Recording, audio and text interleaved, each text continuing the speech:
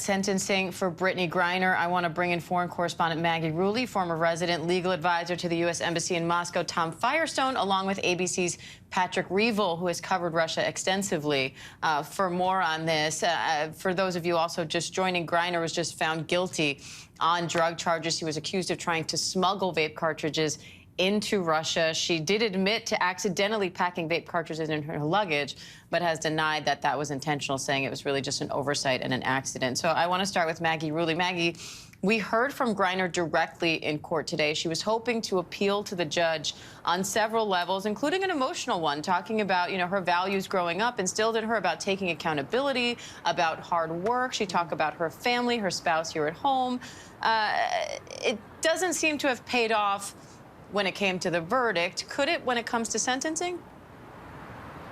Well, I think that's the hope, Diane. I mean, we heard both from Brittney and her defense team really asking, pleading for this more lenient sentencing. We know that the judge has said he believes there was criminal intent behind Brittney Griner's actions. So that leads us to believe perhaps the judge didn't believe Brittney Griner in her testimony and in her statement. But, for me, Diane, listening to that statement that she gave today, Brittney was very emotional, as you mentioned. She talked about growing up, those values her family instilled in her. She said that's why she took responsibility and pled guilty in the first place. She apologized to so many people. She apologized to her parents, to the WNBA, to her teammates in Russia and back home in the States. And, one of the moments that really stuck out for me as well, when she goes, I never meant to hurt anybody. I never meant to break any laws here. I made an honest mistake, and I hope in your ruling it doesn't end my life here. In that line, Diane, you just hear her practically begging with the judge for a milder sentence. I think we'll have to wait and see, though, if that actually happens. Tom, the judge using this language here, saying that Griner was guilty of contraband with drugs, guilty of smuggling and storage, but explicitly saying she had criminal intent. And one of Griner's main arguments here was, I didn't intend to do this. Why do you think the judge chose that specific language? Well, that's a requirement. That's an element of the crime. So they couldn't find her guilty unless they said that she acted with criminal intent. She sort of admitted that she did, but she said it was a mistake. So that point was a little bit ambiguous. But that's really just an element of the crime and a requirement to a guilty verdict. Do you feel like there's a leaning at all of what she might get?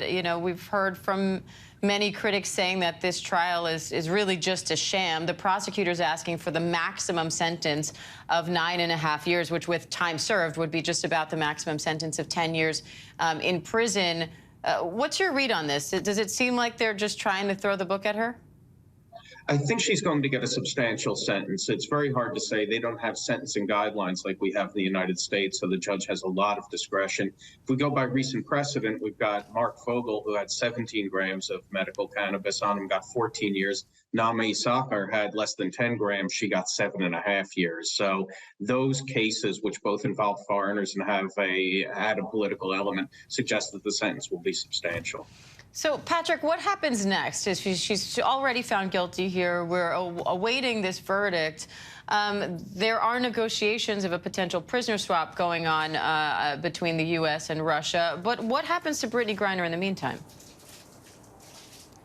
Yeah, I mean, as we're still waiting on the sentence, but I think there's a slim hope that it will be less than what the prosecutors have asked for. But really, it's as we expect, it's going to be likely to be a very substantial sentence. First, she would normally be kept in a detention center in Moscow while an appeal goes on, and then she would be moved later to a prison camp, which is what happened to the other 2 Americans who were held here. I mean, usually in a political case, as we believe this one is, basically a sentence doesn't come even from the judge. It's usually being phoned down from someone politically, usually either from the intelligence services or even perhaps from someone even higher up than that. And so, I think right now what we're just waiting to hear is whether it's going to be the maximum sentence, which would really suggest, I mean, when we covered, for example, Trevor Reed's case, we knew that this was a political case after he got this sentence because it's just so grotesquely inappropriate for what the crime is that's been put forward. The way it's described by the Russian prosecutors is something that sounds much more like a misdemeanor, but they're asking for the maximum sentence, something that would normally be applied to someone who has been accused of large-scale drug smuggling. And so I think right now we're just waiting to see how emphatic they're going to be about it. But really, whatever sentence she gets, it's a message usually to the US that this just means the only way you're going to see this person come home is if you make a prisoner swap. Maggie, how has her family reacted to all of this? Her wife has been fairly vocal. She's spoken with the president himself.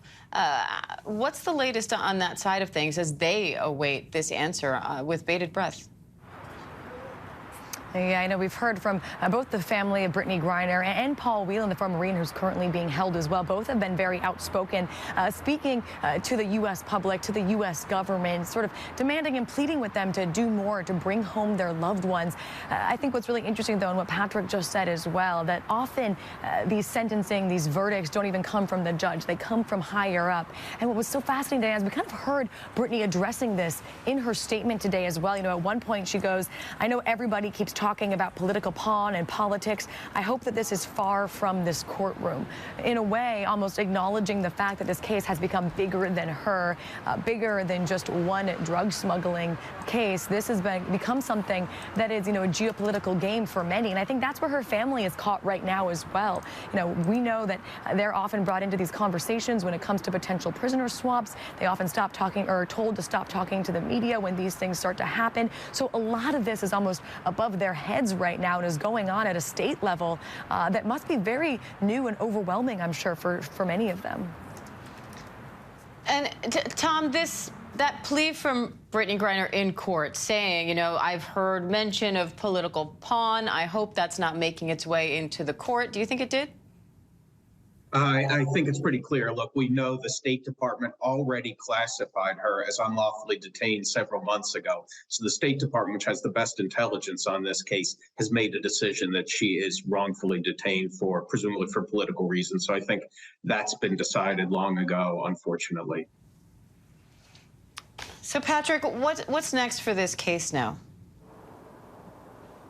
Yeah, I think, firstly, we're going to see what the sentence is, but usually what we think would come next is going to be negotiations to try and free Brittney Griner and Paul Whelan. I mean, we know that the U.S. put forward Victor Bout, the arms dealer, as a proposed prisoner swap, but we also know that for whatever reason right now, Russia appears to have rejected that. I mean, our best understanding is that Russia is going to want what they always insist on, reciprocity, and so they're going to want 2 for 2, basically. If they're holding 2 Americans, they're going to want on 2 Russians who are held in the U.S. We know, though, that last week, after the U.S. went public with its proposal for Victor Bout, they suggested the Russians came back with a counter-proposal saying, we'll take Victor Bout, but we also want a Russian man who is convicted in Germany for assassinating a critic of Vladimir Putin, a former Chechen military commander, who was assassinated in broad daylight by a man who German prosecutors said was an FSB assassin.